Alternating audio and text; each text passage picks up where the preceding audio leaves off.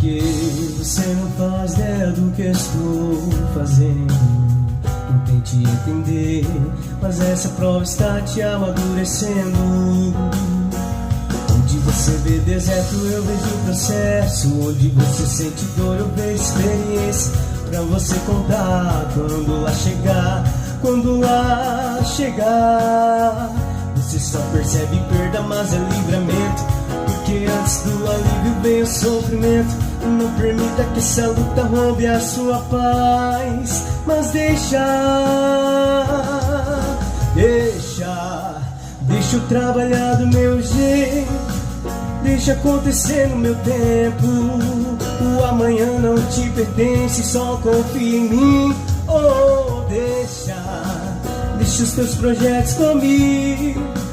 Deixa eu cuidar dos teus sonhos. Os meus planos são melhores.